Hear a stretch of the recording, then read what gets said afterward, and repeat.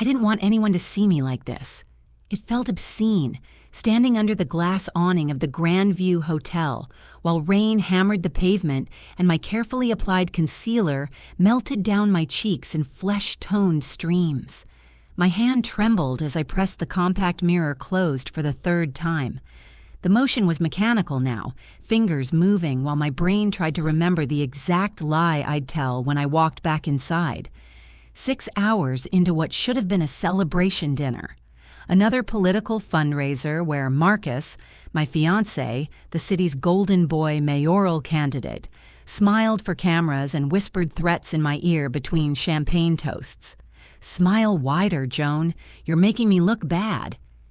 I caught my reflection in the hotel's brass-trimmed door, hollow eyes beneath swelling, purple blooming across my left cheekbone where his ring had connected 2 hours ago in the coat check room. When had my face become a canvas for his rage? The bruise throbbed with my heartbeat, hot and angry beneath the drugstore foundation I'd layered on in the bathroom. The rain made everything worse, washing away my mask, exposing the truth I'd spent 27 years learning to hide. My black cocktail dress clung to a frame that had shed 15 pounds in 3 months. I'd stopped looking in full-length mirrors. Stopped looking at much of anything, really. Easier to keep your head down, your excuses ready, your shame invisible. Marcus taught me that lesson with his fists and his promises that no one would ever believe me over him. My ribs ached as I pressed my palm against my side. Not from tonight.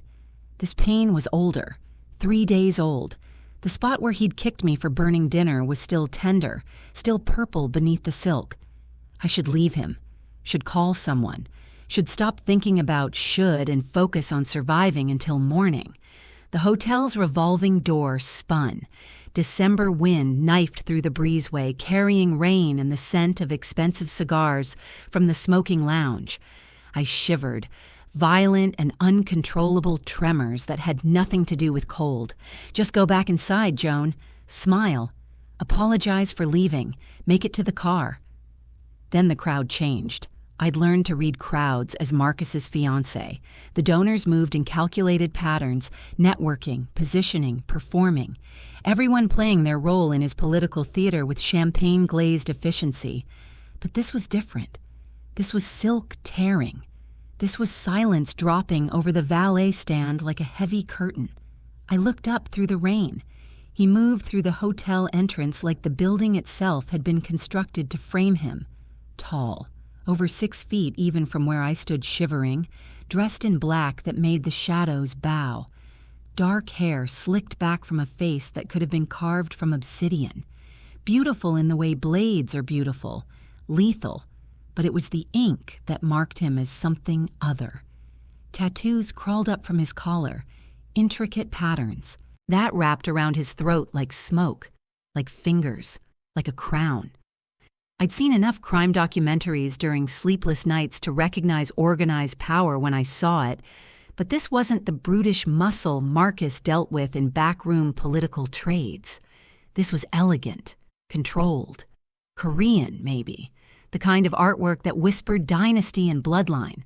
The valets stepped back. Even the doorman who'd worked here 15 years looked away, suddenly fascinated by his podium. That kind of deference, the kind that made authority itself flinch, wasn't bought with money alone. It was inherited, cultivated, fed with violence until it became gravity. His entourage followed, 3 men in tailored dark suits moving with the synchronized precision of wolves pretending to be dogs. One murmured into his collar. Another scanned the entrance with eyes that calculated exit routes and threat assessments in microseconds. The third kept his hand inside his jacket, ready. I needed to move, needed to get back inside before Marcus noticed I'd been gone too long. Blend into the fundraiser crowd like I'd been taught. Politicians' fiancés were decoration, seen but not heard, present but not noticed. Stay invisible, stay safe. My legs had other plans. The first step was wrong. My heel caught on the wet marble, ankle rolling on expensive stilettos I'd bought to make Marcus happy. my vision tilted, the hotel entrance blurring as my body, exhausted, battered, done, simply gave up. I was falling, and the man in black was watching. Welcome back, my great family. Before we dive in, make sure you're subscribed. Hit that like button and tell me where you're watching from. We love seeing our little dark romance family stretch across cities, countries, and time zones. Every click, every comment, every bit of love you leave here helps us keep unraveling these dangerous love stories and high-stakes betrayals together. So find your quiet place and get ready. Let's begin. The fall happened in slow motion, rain-slicked marble rushing up to meet me, the hotel entrance spinning, expensive heels that cost more than my college textbooks, bought because Marcus said they made my legs look acceptable, betraying me at the worst possible moment. I braced for impact, for the crack of bone on stone, for the humiliation of collapsing in front of the city's elite while my fiancé schmoozed donors inside. The impact never came. A hand caught my elbow, strong, controlled. The grip firm enough to stop my fall, but careful enough not to bruise. I'd learned the difference. Steady. The voice was deep, accented, Korean, definitely, and carried the kind of authority that didn't ask, it commanded. I looked up through wet strands of hair plastered to my face. He was closer than I'd realized, close enough that I could see the intricate detail of the tattoos wrapping his throat. Dragons and chrysanthemums, symbols I didn't understand but felt in my bones meant power. His eyes were dark, were unreadable, scanning my face with the clinical precision of someone trained to catalog weaknesses. Then his gaze stopped, fixed on my left cheek, on the purple spreading beneath melted concealer. His jaw tightened, just barely, a muscle jumping beneath flawless bronze skin. "You're hurt," he said. Not a question. "I'm fine." The lie came automatically, programmed by 3 years of practice. I tried to pull away, but his hand remained steady on my elbow. "Really, the rain, my shoes." "Your face." 2 words, flat, final. My hand flew up instinctively, covering the bruise, but it was too late. He'd seen. He knew. Behind him, his entourage shifted. The one with his hand inside his jacket moved closer, murmuring something in rapid Korean. A warning, maybe, or a question. The man, this stranger who'd caught me, who was staring at my injuries like they were a personal offense, raised his free hand slightly, a gesture so subtle I almost missed it. His men went silent, stepped back. That kind of control was terrifying. "Who did this to you?" His thumb brushed my wrist, the touch so gentle it made my throat close. "Your husband?" "Fiancé," I whispered, then immediately wanted to swallow the word back. Why was I telling him anything? And it was an accident. I'm clumsy, I fell. You didn't fall. His eyes moved from my face to my covered ribs, to the way I was holding my left side, reading injuries like a language he was fluent in. Those bruises are days old, different stages of healing. Medical knowledge. This man knew violence intimately enough to categorize it. I should run, should scream, should do anything except stand here in the rain while a stranger, clearly dangerous, clearly criminal, examined me like evidence. "Please," I managed. "I need to go back inside. He'll notice I'm gone." Something shifted in his expression, something cold and lethal. "He's inside." Not a question, a confirmation. I nodded, already regretting everything. Marcus would be furious I'd drawn attention, would see me talking to another man, a powerful man, and make me pay for it later in the privacy of his penthouse. The stranger released my elbow but didn't step back. "What's your name?" "Joan." It escaped before I could stop it. "Joan Harlow." He repeated it softly, like he was memorizing it, cataloging it. "Joan." His hand moved, slowly, deliberately, giving me time to flinch away, and tilted my chin up with careful fingers, forcing me to meet his eyes. "My name is Jae-Hyun, and you're going to remember it." The rain fell harder, Inside the hotel, through the glass doors, I could see Marcus scanning the lobby, looking for me. His expression perfectly pleasant for the donors, but I knew that look. I knew what waited for me tonight. "I have to go," I whispered. Jae-Hyun's thumb brushed my bruised cheek, so gentle it shattered something inside me. "Not for long," he said quietly. "Deadly. I promise you that." Then he stepped back, releasing me to my pretty prison. I walked inside on shaking legs. Marcus's smile was bright when he spotted me. His hand on my lower back was possessive as he guided me toward the ballroom, fingers digging into the bruises hidden beneath silk. "Where were you?" he hissed in my ear, smile never faltering. "Getting air," I whispered. His grip tightened until I gasped. But when I glanced back through the glass doors, Jae-Hyun was still standing in the rain, watching, and something in his expression promised violence. I didn't sleep that night. Marcus did, sprawled across his king-sized bed in the penthouse, snoring softly after 2 glasses of scotch and a victory speech about donor commitments. He'd been almost gentle after the fundraiser, his mood elevated by successful networking and the checks written in his name. Almost gentle meant only verbal corrections, a critique of my posture, a reminder that I'd embarrassed him by disappearing during the silent auction. Small mercies. I sat in the darkened living room, pressed into the corner of his leather sofa, watching the city lights blur through floor-to-ceiling windows. My ribs ached, my cheek throbbed, but neither hurt as much as the memory of careful fingers tilting my chin upward. "You're going to remember it." I did. I couldn't stop. Jae-Hyun's face haunted me, those dark eyes that had seen through every lie I'd constructed, the tattoos that marked him as something forbidden, the deadly calm in his voice when he'd promised me freedom I didn't believe existed. My phone buzzed on the coffee table. 2:47 a.m. I shouldn't look. Marcus monitored my messages, my calls, my entire digital footprint with the thoroughness of someone who understood surveillance. I looked anyway. Unknown number. You left this at the hotel.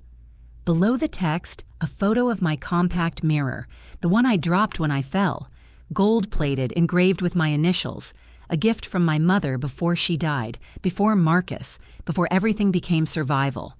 My hands shook as I typed back, "Me. How did you get my number?"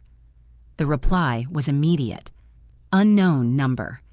"I get everything I want, Joan. The mirror is safe. So will you be. I should delete this. Should block the number. Should wake Marcus and show him, let him handle this threat the way he handled everything, with lawyers and political pressure and perfectly crafted public statements. Instead, I saved the contact. Just a single letter.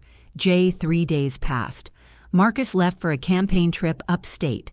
72 hours of grip and grin events that meant 72 hours of breathing without calculating the cost. I spent the first day sleeping, the second cleaning bruises with the efficient detachment I'd perfected, the third sitting in a coffee shop near the university I'd dropped out of, pretending I was still the girl who'd once believed in futures. That's where he found me. Not found, appeared, like shadows had simply rearranged themselves into his form. Jae-Hyun slid into the seat. Across from me, a ghost in expensive black, despite the afternoon sun streaming through the windows. 2 of his men positioned themselves near the entrance. The barista suddenly found urgent work in the back room. Everyone knew, everyone except me, apparently. "You didn't come get your mirror," he said, placing the compact on the table between us. My coffee cup rattled against the saucer as I set it down. "You could have mailed it." "I could have done many things." His gaze moved over my face, cataloging. The bruise had faded to yellow-green, healing but still visible. "Your fiancé is in Rochester." Statement, not question. "Are you stalking me?" The accusation came out weaker than intended. "Yes." No hesitation, no shame.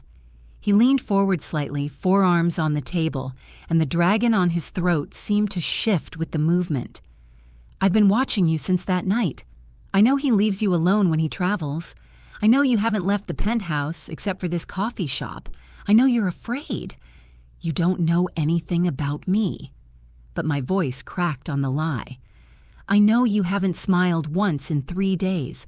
I know you check over your shoulder every 30 seconds. I know you're planning your escape routes even now." His eyes held mine.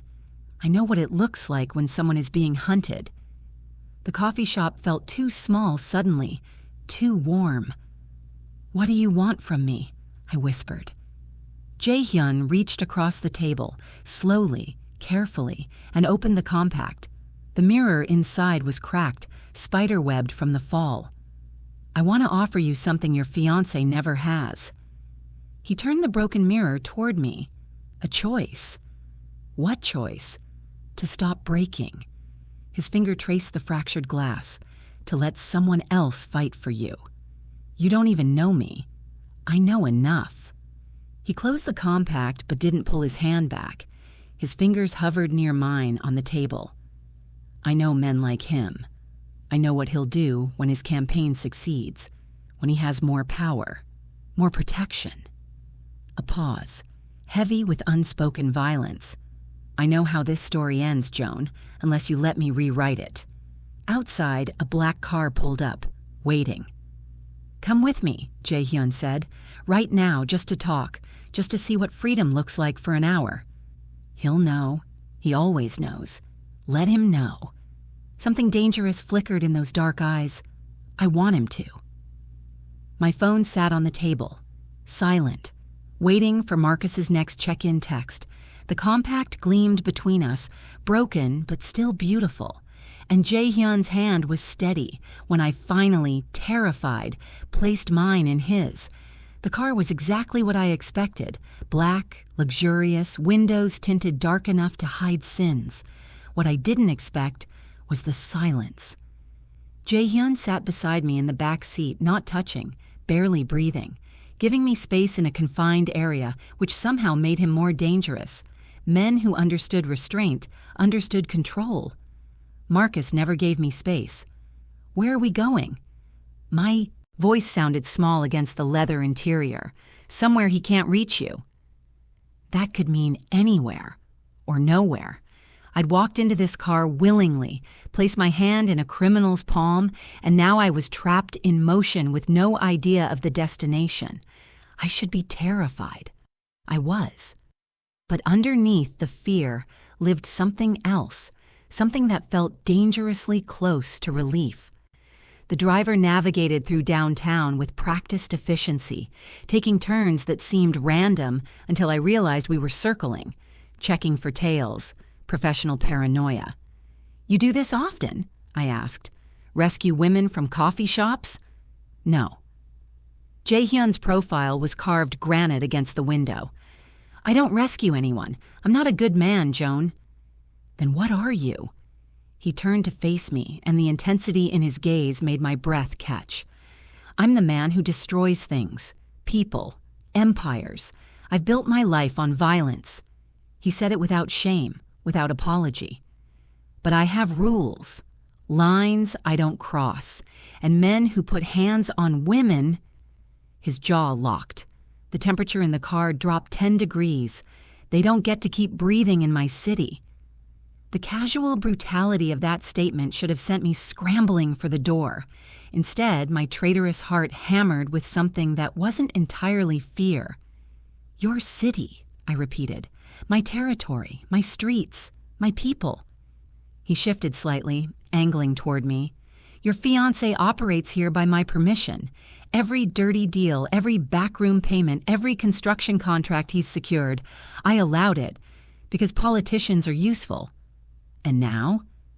Now he's made himself a problem." Jae-Hyun's hand moved to the seat between us, palm up. "An offering, not a demand. Now I'm offering you sanctuary."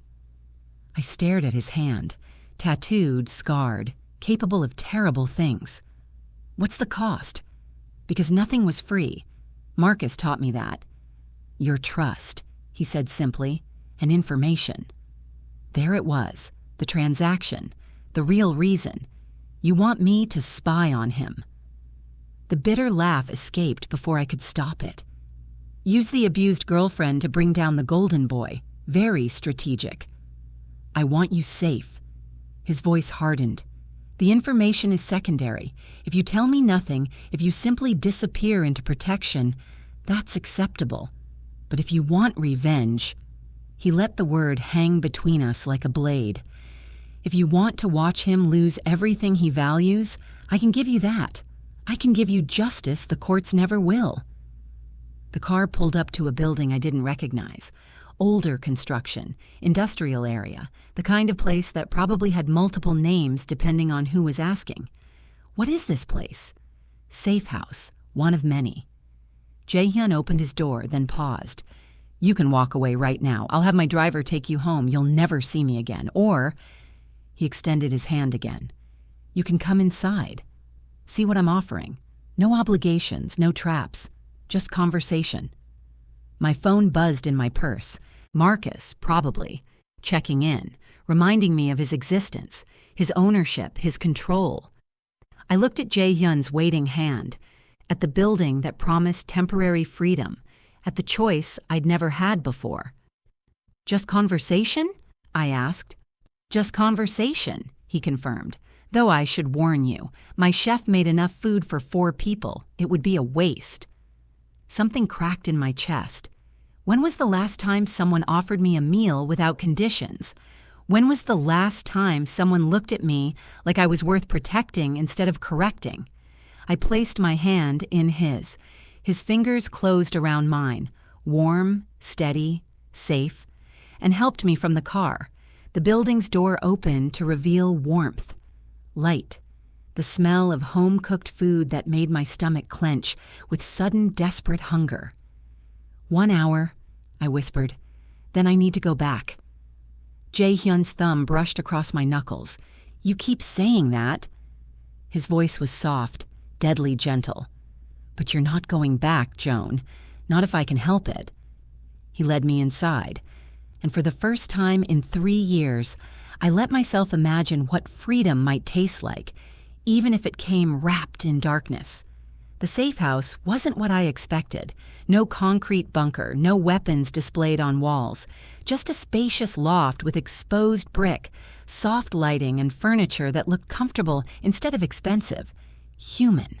Almost normal if you ignored the security cameras in every corner and the subtle bulletproof quality of the windows. Jae-Hyun watched me take it in, reading my surprise. You thought it would be different, he said. I thought it would be scarier. It is. He moved toward the kitchen where covered dishes waited on the counter. Fear doesn't always look like dungeons and chains. Sometimes it looks like comfort, like safety you're afraid to trust. He was right. This terrified me more than threats would have. The food was Korean, banchan side dishes, perfectly grilled meat, steaming rice. My stomach cramped with want. When had I last eaten a real meal? Yesterday's granola bar felt like a lifetime ago. Sit, Jae-Hyun said, pulling out a chair at the table. Not a command, an invitation. I sat.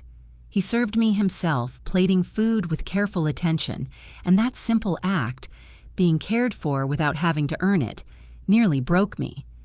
Eat, he said gently. We'll talk after. I tried to pace myself, tried to maintain some dignity. But hunger won, and I ate like someone who'd forgotten what fullness felt like. He didn't comment, just refilled my plate when it emptied, his expression unreadable. 20 minutes later, warm and fed, and more relaxed than I'd been in months, I finally met his eyes across the table. Why me? I asked. You see abuse every day in your world. Why do you care about mine? Jae-Hyun set down his chopsticks with deliberate precision. My mother, he said quietly. She wore bruises like jewelry, smiled through broken ribs, apologized for existing. His jaw tightened. My father was a powerful man, respected, feared. No one touched him. Past tense, all of it. What happened to him? I got old enough. The words carried weight, violence, history written in blood. And then he stopped breathing. The implication hung between us, clear, unapologetic, terrifying. You killed him. I freed her. He leaned forward, forearms on the table. Too late. The damage was done. She never recovered from what he'd carved out of her soul. His eyes held mine. So yes, Joan, when I see a man putting hands on a woman, I care. I care violently. My phone buzzed. Once, twice, 3 times in rapid succession. Marcus. Jae-Hyun's gaze dropped to my purse. How long has he been calling? 10 minutes. My hands trembled, reaching for the phone. 15 missed calls, 20 texts, each message escalating from concerned to angry to something darker. Marcus, where are you? Marcus, Joan, answer me.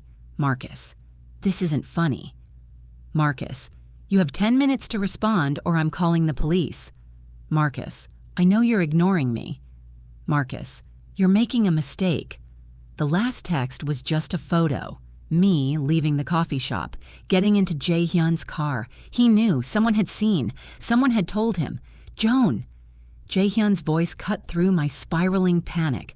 Look at me. I couldn't. My vision was tunneling, breath coming too fast. This was it. Marcus would spin this, would claim I was unstable, unfaithful, dangerous, would use his connections to destroy me before I could speak. Warm hands cupped my face, forcing my focus up. Breathe, Jae-Hyun commanded, gentle but absolute. He can't reach you here. He doesn't even know where here is. You don't understand. He has people everywhere, police, judges, reporters. And I have more. His thumbs brushed away tears I hadn't realized were falling. I've existed in shadows longer than he's been alive. His power is performance. Mine is foundation. My phone rang.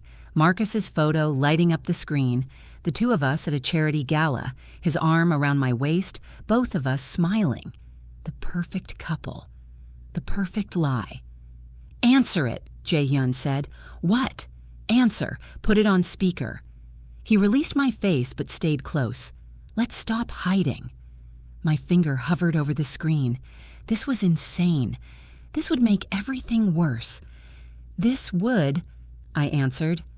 Where the hell are you? Marcus's voice was controlled fury, the tone that preceded violence. I have photos of you getting into some thug's car. Do you have any idea how this looks? I'm safe, I managed. Safe? You're with a criminal, Joan. I'm trying to protect you. No. The word came out stronger than I expected. You're trying to control me. Silence. Dangerous, crackling silence. Then, come home. Now. We'll discuss your behavior when I get back. I'm not coming home. Excuse me? Jae-Hyun's hand covered mine on the table. Steady, supporting. I'm done, Marcus. Done hiding your violence, done pretending, done being your pretty broken thing. You're hysterical. This is exactly why you need supervision. This is exactly why I'm leaving. My voice cracked but held. Don't contact me again. Joan! I ended the call, turned off the phone, set it on the table like a bomb I'd just disarmed. Then I started shaking. Jae-Hyun pulled me up, wrapped me in arms that felt like fortress walls, and let me break apart against his chest while my old life crumbled behind me. You're safe, he murmured into my hair. I promise you, you're safe now. But we both knew I'd just declared war, and Marcus never lost. I woke up in a bed that wasn't mine, wrapped in blankets that smelled like sandalwood and safety. For 3 seconds, I forgot where I was. Then reality crashed back. The phone call, Marcus's controlled rage, the way I'd crumbled in Jae-Hyun's arms until exhaustion had claimed me. He must have carried me to the bedroom, removed my shoes, covered me carefully, hadn't touched me beyond necessity. The clock read 6:47 a.m. Pale light filtered through curtains I didn't remember closing. My phone, still powered off, sat on the nightstand beside a glass of water and 2 pills. Pain relievers, thoughtful and terrifying in equal measure. I found Jae-Hyun in the main room, standing by the windows with a phone pressed to his ear, speaking rapid Korean. He'd changed. Black shirt replaced by a simple gray Henley that somehow made him look more dangerous, not less. The tattoos on his throat seemed darker in morning light. He noticed me immediately, ending his call with a curt phrase. "You should still be sleeping," he said. "I should be a lot of things." I wrapped my arms around myself, suddenly aware I was still wearing yesterday's clothes, rumpled and vulnerable. What happens now? Now we prepare. He gestured to the kitchen where coffee was brewing. "Marcus will retaliate. Men like him always do." "You sound certain." "I am." Jae-Hyun poured 2 cups, added cream to mine without asking, somehow already knowing how I took it. He's already mobilizing. I have people monitoring his movements. The casual surveillance should have disturbed me. Instead, I felt something close to gratitude. "What did he do?" I asked, accepting the warm mug. "Called in favors. He's painting you as unstable, possibly kidnapped. By tonight, there will be a missing persons report filed. News coverage by tomorrow if he pushes hard enough." Jae-Hyun's expression was clinical, detached. He's very good at playing victim. My hands tightened on the cup. He'll make me look insane. He'll try. Jae-Hyun moved closer, not touching, but present, which is why you need to decide right now how far you're willing to go. "What do you mean?" "Half measures don't work with men like Marcus. If you want to be free, truly free, we destroy him completely. Publicly, legally, financially." His eyes held mine. "But that means you stay with me, under my protection, in my world." "Your world," I repeated. "The criminal world." "Yes." "No. Apology. No sugarcoating. I won't lie to you, Joan. My life is violent, dangerous. I have enemies who would use you against me if they knew you mattered. Staying means accepting that risk." "And if I don't stay?" Something flickered in his expression. Pain, maybe, or resignation. "Then I set you up somewhere safe. New identity, new city, enough money to start over. You disappear completely." He set his cup down with careful control. "But Marcus will eventually find you, and I won't be there to stop what happens next." The choice was impossible. Stay with a criminal who'd shown me more care in 2 days than my fiancé had in 3 years, or run alone into a future where Marcus's reach would eventually find me. "Why?" I asked. "Why do you care this much about a stranger?" Jae-Hyun was quiet for a long moment, studying my face like he was memorizing it. "Because when I saw you in that rain, trying to hide what he'd done to you," his voice roughened. "You looked exactly like my mother the night before she died, broken but still fighting to appear whole." He stepped closer, and I didn't move away. "I couldn't save her, but I can save you." His hand rose slowly, giving me time to refuse, before his fingers brushed my bruised cheek with devastating gentleness. "If you'll let me." The touch ignited something in my chest, something reckless and hungry and so desperate for kindness, it terrified me. "I don't want to run," I whispered. "Then don't." "I don't want to be a victim anymore." "Then stop being one." His thumb traced my jawline. "Stay with me. Learn to fight back. Let me show you what power feels like when it's used to protect instead of destroy." My phone, still off, still silent, felt like a severed anchor. Behind me was everything I'd known: abuse dressed as love, silence dressed as survival, a pretty prison I'd almost died inside. Ahead was darkness wearing Jae-Hyun's face, danger and violence and a protection so fierce it felt like devotion. "If I stay," I said slowly, "I need to know something. Anything." That night in the rain, was this always the plan? Recruit me, use me against Marcus? Jae-Hyun's expression shifted into something raw, honest. "No." He cupped my face with both hands now, forcing me to see the truth in his eyes. "That night, I saw a woman being destroyed by someone who deserved to bleed. I didn't know who you were, didn't know your connection to anyone useful." His forehead nearly touched mine. "I just knew I couldn't walk away. And now? Now you're not a stranger anymore."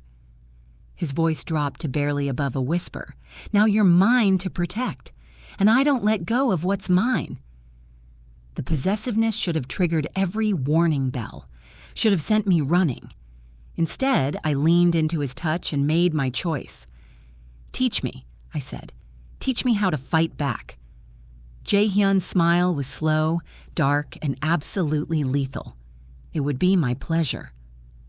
Outside, the city woke to a day that would change everything.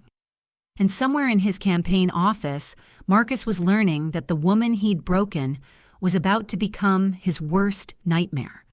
Wrapped in shadows, protected by a monster, ready for war. I was drinking coffee in Jae-Hyun's loft, our loft now, I supposed, when his Lieutenant Min-Jun arrived with a tablet and a grim expression. "You need to see this," he said in accented English. Jae-Hyun took the device, his jaw tightening as he watched. Then he turned it toward me. My own face filled the screen. A photo from last year, smiling, healthy, happy. A lie, but a convincing one. The news anchor's voice was professionally concerned. Authorities are asking for the public's help in locating Joan Harlow, 27, reported missing by her fiancé, city council candidate Marcus Webb. Webb says Harlow has been struggling with depression and may have been coerced by an unknown individual. Anyone with information. My hands went numb. He's really doing this. The words came out hollow. He's making me the victim and himself the hero. It's strategic, Jae-Hyun said, setting the tablet down. If you surface now contradicting his story, he'll claim you're being manipulated, brainwashed. He's built the narrative in advance. So what do? Hide forever? No. His voice carried that lethal calm I was learning to recognize. We burn his narrative to the ground, but we need leverage first. Min-Jun cleared his throat. We have something. The contractor connection, the one laundering campaign funds through shell companies. If we expose it, we expose ourselves. Jae-Hyun finished. Those companies trace back to our operations. Marcus goes down, but so do we. There has to be another way, I said, standing abruptly. Something that hurts him without destroying you. Jae-Hyun studied me with an expression I couldn't read. You're worried about protecting me. You're protecting me. It's only fair. Something softened in his features. Joan. His phone rang. He glanced at the screen, then answered in Korean, his tone shifting to pure command. The conversation was brief, clipped, ending with what sounded like a curse. What? I asked when he hung up. Marcus just held a press conference. He's offering a reward for information leading to your safe return. Jae-Hyun's hand curled into a fist. $50,000. And he's implying you were taken by organized crime. He's pointing fingers at you. Not directly. He's too smart for that. But he's painting a picture. Vulnerable woman, dangerous criminal element. He's forcing my hand. Min-Jun spoke quietly. If we don't respond, we look guilty. If we respond, we confirm his story. The room fell silent except for my racing heartbeat. Then an idea formed. Dangerous, terrifying, possibly insane. What if I turn myself in? I said. Both men looked at me like I'd lost my mind. Absolutely not, Jae-Hyun said flatly. Listen, what if I walk into a police station, prove I'm fine, and tell them I left Marcus of my own free will? It destroys his kidnapping narrative. And then he destroys you. Jae-Hyun moved closer, voice hardening. He'll have you committed for psychiatric evaluation. He has doctor friends who will sign whatever papers he needs. You'll disappear into a facility where I can't reach you. Then what's your solution? I make him disappear. The words hung in the air like smoke. Min-Jun didn't even blink. Clearly, this had been discussed. You mean kill him, I said. I mean remove the threat. Jae-Hyun's expression was stone. Permanently. No. The word came out sharp. That makes you a murderer and me complicit. That's not justice. Justice. His laugh was bitter. You think Marcus will see justice? Men like him never do. They buy it, bury it, rewrite it. Then we expose him properly. I grabbed the tablet, pulling up the news coverage. You said you have evidence of his corruption, his laundering, his connections to your world. Evidence that incriminates both of us. Then we find evidence that doesn't. I met his eyes. You've survived this long by being smarter than your enemies. Be smarter than Marcus. Jae-Hyun stared at me for a long moment. Then slowly, something shifted in his expression. You want to play this strategically. I want to destroy him the way he tried to destroy me, publicly, legally, so everyone sees what he really is. My voice steadied. I want him to lose everything, his campaign, his reputation, his power. I want him to know I did it. Min-Jun spoke up. The domestic violence. If we document her injuries, get medical records, he'll claim she's lying, that I coerced her. Jae-Hyun's jaw tightened. It becomes, he said, she said, and he's got the better PR team. Not if we have witnesses, I said quietly. Not if we have proof. What proof? I thought back to 3 years of carefully hidden abuse. The makeup used to cover bruises, the excuses given to friends who'd stopped asking questions, the hospital visits for accidents that were never accidents. His office, I said suddenly. He has security cameras everywhere, including his private office where I swallowed hard, where he sometimes lost control. Jae-Hyun went very still. He recorded himself hurting you? Not intentionally, but the cameras are always running. He reviews footage obsessively, paranoid about leaks. If we can access his servers, we can prove what he is. Jae-Hyun's smile was razor sharp. Min-Jun, call Sung-Ho. Tell him we need a tech team. Tonight. You're going to break into his office? I asked. We're going to break into his entire life. He cupped my face gently, the touch contrasting with the violence in his voice. And when we're done, Marcus Webb won't have anywhere left to hide. His phone buzzed. A text from an unknown number. Marcus's words filled the screen. Return her by midnight or I'm coming for you. Jae-Hyun showed me the message, his expression dark. Let him come, he said, softly. I'll be waiting. The heist was supposed to be clean. Sung-Ho, Jae-Hyun's tech specialist, had mapped Marcus's office security down to the second. Guard rotations, camera blind spots, server room access codes. We had a 30-minute window while Marcus gave his nightly interview to a sympathetic news station. In and out, Jae-Hyun had said while strapping a holster beneath his jacket. You stay in the car with Min-Jun. I'd agreed. I'd lied. Now I stood in Marcus's private office, the room where he'd corrected me dozens of times, watching Sung-Ho's fingers fly across a keyboard while Jae-Hyun stood guard at the door. Got it, Sung-Ho whispered. Downloading now 3 months of footage. My stomach twisted.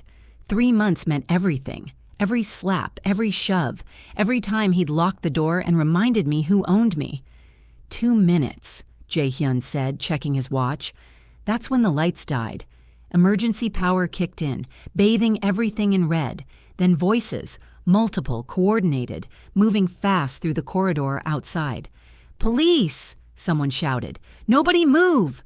Jae-Hyun's expression went cold. We're blown, window, now! But Sung-Ho was still transferring files, progress bar crawling at 70%. I need 30 seconds. We don't have 30 seconds. Jae-Hyun grabbed my arm, pulling me toward the emergency exit. The office door exploded inward. Not regular cops. Tactical unit, full gear, weapons drawn, and leading them, wearing a smile that made my blood freeze, was Detective Morrison, Marcus's friend, his fixer. Well, Morrison said, gun trained on Jae-Hyun, looks like we caught ourselves a kidnapper. She's not kidnapped. Jae-Hyun positioned himself between me and the guns, his hand moving slowly toward his holster. Joan, tell them. I left voluntarily, I started. Under duress, Morrison interrupted. Mr. Webb warned us you'd be brainwashed. It's okay, Joan. We're here to help. This is a setup, Jae-Hyun said quietly, deadly. Marcus called you before we even got here. We received an anonymous tip about a break-in. Morrison's smile widened. Imagine our surprise finding the city's most wanted fugitive and his victim right here in the candidate's office. More officers filled the doorway. Too many. Sung-ho raised his hands slowly, stepping away from the computer. "Joan, come here," Morrison ordered, extending his free hand. "It's over now." I looked at Jae-Hyun, at the tension in his shoulders, the calculation in his eyes. He was measuring odds, counting exits, preparing for violence, preparing to die, fighting rather than surrender. "Don't," I whispered. His gaze snapped to mine. "There are 8 of them," I continued softly. "Tactical gear. You'll die, and then Marcus wins everything." "I don't surrender." His voice was flat, final. "Then don't surrender." I stepped forward, placing myself between him and the guns. "Take me as leverage." "Joan? Do it." I grabbed his hand, pressed it to my throat, making it look real. They need me alive. Morrison can't risk Marcus's fiancé getting caught in crossfire. Understanding flickered in Jae-Hyun's eyes. He played along, his arm wrapping around my neck, not tight enough to hurt, but convincing. His gun appeared in his other hand, trained on Morrison. "Nobody moves," Jae-Hyun said, his voice dropping to that lethal calm, "or she becomes collateral damage." Morrison's expression twitched. "You'd kill an innocent woman?" "I'd kill everyone in this room." The words were cold, believable. "Starting with you. You're insane. I'm motivated." Jae-Hyun backed toward the window, dragging me with him. "Lower your weapons, now." "Can't do that." "Then watch what happens." The standoff stretched. 8 guns versus 1, but Morrison couldn't risk the shot. Not with me in the way. Not with Marcus's entire campaign built on rescuing his beloved fiancé. Then Sung-ho moved, fast, precise. He grabbed the laptop with downloaded files and hurled it through the window. Glass exploded outward into the night. 3 stories down, Min-Jun would be waiting. The distraction lasted 2 seconds. Morrison fired. The bullet meant for Sung-ho hit Jae-Hyun instead, punching through his shoulder, spinning him sideways. His grip on me loosened. His gun clattered to the floor. "No!" I caught him as he staggered, his blood hot and wet against my hands. "Jae-Hyun, run!" he gasped. "Window, Min-Jun. I'm not leaving you." "Joan." His hand found my face, smearing blood across my cheek. "Please." Morrison was advancing, other officers moving to flank. We had seconds. I looked at Jae-Hyun, this man who'd protected me, chosen me, shown me what safety felt like, bleeding because of my plan, my evidence, my war. Then I made a choice. I grabbed his fallen gun, aimed it at Morrison's chest, and my voice came out steady. "Back off, now, or I pull this trigger." The room went silent. Morrison stared. "You wouldn't—" "He taught me how." My finger moved to the trigger guard. "Want to find out how good a student I am?" Jae-Hyun's laugh was pained but genuine. "That's my girl." Morrison lowered his weapon slowly. The other officers followed, uncertain, looking for direction. In that moment of hesitation, Min-Jun crashed through the window on a cable line, glass raining around him like diamonds. He grabbed Sung-ho first, then reached for Jae-Hyun. "Go," I told them. "I'll handle this." "Joan," Jae-Hyun tried to protest. "Trust me." I pressed my forehead to his briefly. "I know how to play victims. And these cameras?" I glanced up at the red lights still recording. They just caught police shooting an unarmed man during an unlawful raid.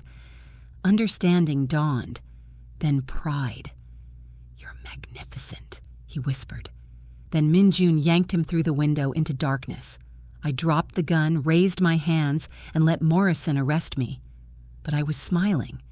Because Sung-ho had the evidence, because Jae-Hyun was alive, and because Marcus had just made his first mistake. He'd taught me how to survive. Now I'd teach him what that survival cost. The interrogation room was exactly what I expected. Gray walls, metal table, two-way mirror reflecting my exhausted face. Morrison sat across from me, playing good cop poorly. "You're not under arrest, Joan," he said for the third time. "We just need your statement about what happened." "I already told you. I left Marcus voluntarily. He's been abusing me for 3 years. That's a serious accusation against a public servant. That's the truth against a monster." I leaned forward, ignoring the blood, Jae-Hyun's blood, still staining my hands. Check my medical records. St. Vincent's Hospital, March 15th. Broken rib, explained as fell downstairs. September 2nd, dislocated shoulder, tripped while jogging. December, anyone can fall. 17 times? My voice rose. "I've been to the ER 17 times in 3 years, detective. Always with excuses. Always alone because Marcus was too busy to accompany me." Morrison's expression hardened. "Mr. Webb says you've been unstable, that you need help. Mr. Webb is a liar. And the man you were with? The criminal who broke into a private office? Jae-Hyun saved my life." The name felt powerful on my tongue. He protected me when everyone else looked away, including you. "I don't know what you're talking about." "Really?" I pulled out my phone. They'd returned my belongings and scrolled to a saved voicemail. Marcus's voice filled the room, drunk and vicious. "You stupid bitch, where are you? When I find you, I'm gonna make you regret every breath." I stopped the recording. "I called 911 after this. They said they'd send an officer. Wanna guess who showed up?" Morrison said nothing. "You did, detective. And you told me Marcus was just stressed from the campaign, that I should be more supportive." My hands trembled with rage. "So forgive me if I don't trust your protection now." The door opened. A woman entered. Sharp suit, sharper eyes, carrying a briefcase like a weapon. Attorney vibes. "Miss Harlow, I'm Catherine Park. I've been retained on your behalf." She set a card on the table. "My client is done answering questions without counsel present." "Who sent you?" I asked. "A concerned party." Her slight smile told me everything. Jae-Hyun had planned for this. "Detective Morrison, unless you're charging Ms. Harlow with something, we're leaving. She's a material witness to police brutality, yes. We'll be filing a formal complaint about the unlawful raid that resulted in an unarmed man being shot." Catherine's voice was ice. "I assume that body cam footage will be made available?" Morrison's jaw tightened. "That's an ongoing investigation. As is Mr. Webb's pattern of domestic violence. Funny how investigations work." She gestured to me. "Joan, let's go." I stood on shaking legs. Morrison reached across the table, grabbing my wrist. "He's using you," he said quietly. "That criminal. He'll destroy you worse than Marcus ever could." I looked at his hand on my wrist. Firm, controlling, exactly like Marcus's grip. Then I looked at his face. "The difference," I said softly, "is that Jae-Hyun asked for my permission first, and when I said stop, he listened."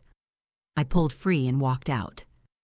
Catherine drove me to a private medical clinic, the kind that didn't ask questions or file reports. Jae-Hyun was in surgery, Min-Jun pacing the hallway like a caged wolf. "How is he?" I asked. "Bullet went through clean, no major damage." Min-Jun's accent thickened with stress. "But infection is the worry. He lost blood. Because of me. Because I wanted evidence." "No." Min-Jun grabbed my shoulders, forcing me to meet his eyes. "Because Marcus is a coward who sent corrupt cops to do his dirty work. This is not your fault." But it felt like my fault. Felt like everything I touched turned to violence and blood. The surgery door opened. A doctor emerged, tired but smiling. He's stable, asking for someone named Joan. I practically ran into the recovery room. Jae-Hyun lay propped against pillows, shoulder bandaged, IV in his arm. He looked pale, vulnerable, human in a way I'd never seen. His eyes found mine immediately. "You stayed," he said, voice rough. Of course I stayed. I moved to his bedside, taking his uninjured hand carefully. I wasn't going to leave you. You held a gun on 8 cops. Something like awe colored his words. For me. You took a bullet. My voice cracked. Also for me. Worth it. His thumb brushed my knuckles. Did Sung-ho... Got the files. All of them. Catherine is reviewing them now. Catherine's good. Best defense attorney in 3 states. He shifted, wincing. Also happens to owe me several favors. How many people owe you favors? Enough. His smile was tired but genuine. You did well tonight, Joan. Better than well. You were... terrified? Fierce. He pulled me closer with surprising strength. You saved my life, then weaponized your own arrest. That's not a victim's thinking. That's a survivor's. The word wrapped around my chest, unfamiliar but right. Survivor. Not broken, not ruined, not Marcus's discarded thing. A survivor. He's going to retaliate, I said. Harder now. Let him. Jae-Hyun's expression shifted to something dark and satisfied. We have his security footage, his financial crimes, his pattern of abuse documented in your medical records, and now we have evidence of him using corrupt police for a cover-up. You think it's enough? I think. He paused, searching for words. I think you've become more dangerous than he ever imagined possible, and that terrifies him. Min-jun appeared in the doorway. Boss, we have a problem. Marcus just went live on television. He held up his phone. Marcus's face filled the screen, perfectly groomed, perfectly sympathetic. Standing beside him was a woman I didn't recognize at first. Then my heart stopped. My aunt. My only living relative. I'm pleading with whoever has my niece, my aunt said, voice breaking. Please let her come home. She's sick. She needs help. We love her. Marcus wrapped a comforting arm around her shoulders, the picture of compassion. I stared at the screen, watching him weaponize my own family against me. He's good, I whispered. So are you. Jae-Hyun squeezed my hand, and now you have something he'll never understand. What's that? His eyes held mine, dark, fierce, absolutely certain. People who fight back. The press conference was Catherine's idea. We control the narrative now, she'd said, laying out files across Jae-Hyun's dining table. Marcus has been playing defense attorney. Time to make him the defendant. Now I stood backstage at a downtown hotel, wearing a simple navy dress and minimal makeup that didn't quite hide the fading bruises. Jae-Hyun stood beside me, arm in a sling, looking dangerous, even injured. You don't have to do this, he said quietly. I can leak the evidence anonymously. Protect you from the spotlight. No more hiding. I straightened my shoulders. He built his career on my silence. Time to take it back. Catherine appeared with a final briefing. Media's assembled. We have outlets from 6 states plus national coverage. Marcus is watching. My sources confirm he's in his office with his campaign team. Good. My voice was steadier than I felt. Let him watch. The conference room was packed. Cameras, reporters, the suffocating weight of public attention. I'd spent 3 years being invisible. Now I was about to become unforgettable. Catherine approached the podium first. Thank you for coming. My client, Joan Harlow, has a statement regarding false allegations made by City Council candidate Marcus Webb. She stepped aside. I took her place, gripping the podium to keep my hands from shaking. My name is Joan Harlow, I began, and for 3 years I was Marcus Webb's victim. Silence. Absolute heavy. He beat me, controlled me, threatened to destroy me if I ever spoke out. He used his political connections, his public image, and his charm to convince everyone, including myself, that I was the problem. I pulled out the first photo, medical report from St. Vincent's, projected it on the screen behind me. Broken rib, March 15th this year. I told the ER I fell downstairs. The truth is, Marcus shoved me into a bookshelf because I forgot to pick up his dry cleaning. Another photo, Another date, another lie exposed. Dislocated shoulder, September 2nd. I told them I tripped jogging. The truth is, Marcus twisted my arm behind my back until something snapped because I talked to a male colleague at a fundraiser. The room was silent except for camera shutters, clicking like rapid heartbeats. 17 hospital visits in 3 years, 17 excuses, 17 times the system failed to ask the right questions. I paused, letting that sink in. Or maybe they did ask. Maybe they just didn't care because Marcus Webb was important and I was nobody. Catherine displayed the next file, security footage timestamp.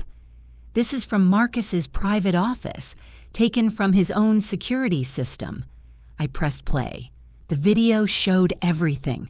Marcus's rage, his fists, my pleading, my crying, the methodical way he'd hurt me, then straightened his tie, then returned to his public persona.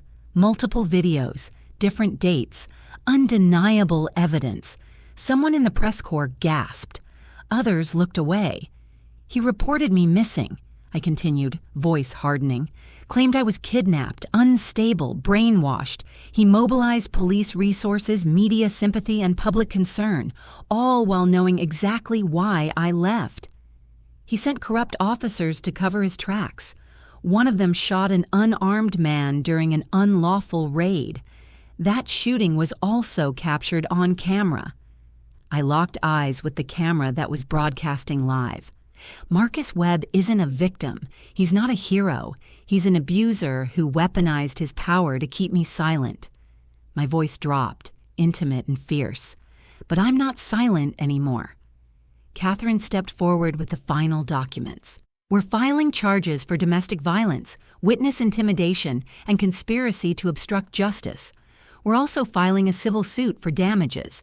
And we're calling for a full investigation into Detective Morrison and any officers who participated in the unlawful raid. The room erupted. Questions shouted from every direction. I ignored them all, looking directly into the camera.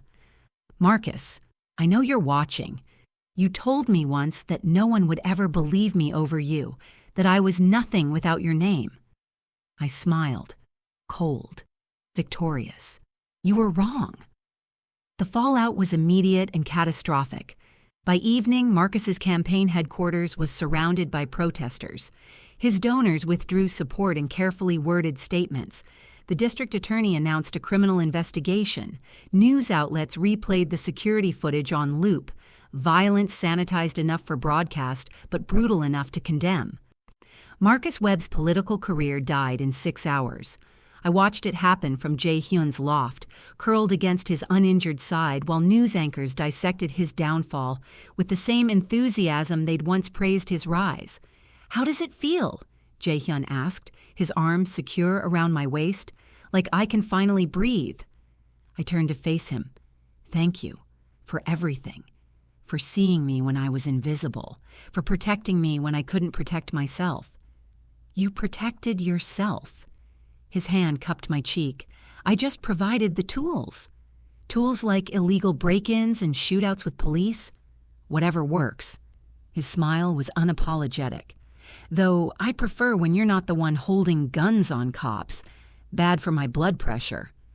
I laughed, actually laughed, for the first time in years. His expression shifted, serious, vulnerable. What happens now? He asked quietly. Marcus is finished. You're free. You don't need my protection anymore. The question underneath was clear. Do you still want me? I traced the edge of his tattoo, feeling his pulse jump beneath my fingers. I didn't stay because I needed protection, I said. I stayed because for the first time in my life, someone saw all my broken pieces and didn't try to fix them, didn't pity them, just accepted them.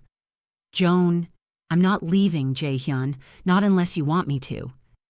His kiss was answer enough, gentle despite the violence he was capable of, protective despite the danger he represented. When we broke apart, his forehead rested against mine. Then stay, he whispered.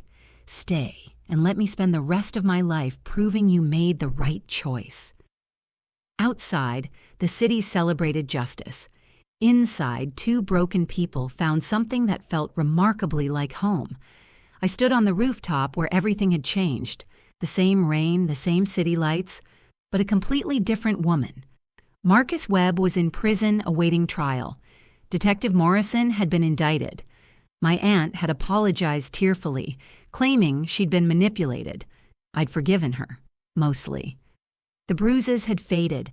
The fear had not entirely. Trauma didn't heal on a timeline, but I was learning to carry it differently, not as a weight that crushed me, but as proof I'd survived something meant to destroy me. "You're thinking too loud." Jae-Hyun's voice came from behind me, warm with affection. I turned to find him watching me with that intense focus I'd grown addicted to.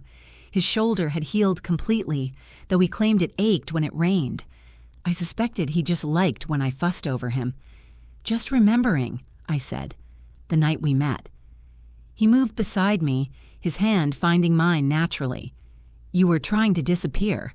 Now look at you, spokesperson for 3 domestic violence organizations, consulting on legislative reform, scaring politicians into actually doing their jobs." I smiled. "Catherine says I have a gift for making powerful men uncomfortable. You terrify them. It's magnificent." His thumb traced circles on my palm. "Though I have to admit, watching you testify before the city council last week made you proud? Made me want to drag you home immediately." His voice dropped low, intimate. "Watching you dismantle corrupt systems with facts and fury does things to me." Heat flooded my cheeks. 6 months, and he still made me blush. "You're terrible," I murmured. "I'm honest." He pulled me closer, careful and possessive in equal measure. "I never pretended to be anything else." "No, you didn't." I rested my head against his chest, listening to his steady heartbeat. "You showed me exactly who you were, violence and protection and absolute control, and trusted me to choose." "Do you regret it, choosing this life?" I considered the question seriously. My life now was complicated. I dated a crime boss. I lived in a world where security protocols and coded conversations were normal. I'd learned to shoot, to strategize, to recognize threats before they materialized. I was no longer the girl who apologized for existing. "No regrets," I said firmly. "This life gave me back myself." Jae-Hyun's arms tightened around me. "Good, because I'm not letting you go." Possessive. Always. No apology, just truth. My phone buzzed. A text from Catherine. Verdict came in. Marcus, guilty on all counts. 15-20 years. I showed Jae-Hyun the message. He read it without expression, then looked at me carefully. "How do you feel?" "Like closure tastes better than revenge." I pocketed the phone. "He's gone. He can't hurt anyone else. That's enough." "You're kinder than I would be." "You wanted him dead." "I still do." His honesty was brutal and somehow comforting. "But you wanted justice, so I gave you justice." "You gave me choice," I corrected. "Everything else I took for myself." Pride flickered in his eyes. "My fierce girl." "Your equal," I countered. "Yes." He cupped my face with both hands, his touch reverent despite the violence those hands were capable of. "My equal, my partner, my—" He paused, vulnerability crossing his features. "Your what?" I prompted. "My heart." The words came out rough, like they'd been carved from something deeper than language. "You're my heart, Joan, and I'm terrified of that." "Why?" "Because hearts can be broken, targeted, used as leverage." His forehead touched mine. "Because loving you makes me weak. Or it makes you human. Same thing in my world." I kissed him softly, tasting rain and possibility. "Then maybe your world needs to evolve." He laughed against my lips. "You're going to reform me, aren't you?" "Absolutely not. I like you dangerous." I pulled back enough to meet his eyes. "But I'm going to love you anyway. Every violent, protective, controlling part of you. Even knowing what I've done? What I'm capable of?" especially knowing. I traced the dragon tattoo on his throat. You showed me darkness wasn't something to fear when it chose to protect instead of destroy. Jae-Hyun's expression shifted into something tender and fierce. Marry me. The words hung between us like a challenge and a promise. What? Marry me, he repeated, no hesitation. Not because you need my protection, not because you're afraid or grateful or trapped. Marry me because you choose to, because you want to build something permanent with the monster who fell in love with your strength. My heart hammered. That's the least romantic proposal ever. I'm not romantic. I'm honest. His hands framed my face. I'm asking you to be my wife, my partner, my queen in this kingdom of shadows. Queen of Shadows, I repeated, tasting the title. I like that. Is that a yes? I thought about the woman I'd been 6 months ago, broken, silent, convinced she deserved nothing better than survival. Then I thought about the woman I'd become, fierce, vocal, building a life defined by choice instead of fear. Yes, I said, on one condition. Anything. We do this as equals. Your world, my rules, our decisions together. Jae-Hyun's smile was slow, dangerous, absolutely devastating. Deal. He kissed me like a vow, like a promise, like the beginning of something both of us were brave enough to protect. The rain fell around us, washing away the last traces of who I used to be. And when I looked at the city below, the same city that had tried to destroy me, I didn't see a prison anymore. I saw a kingdom, and I was no longer hiding. I was ruling,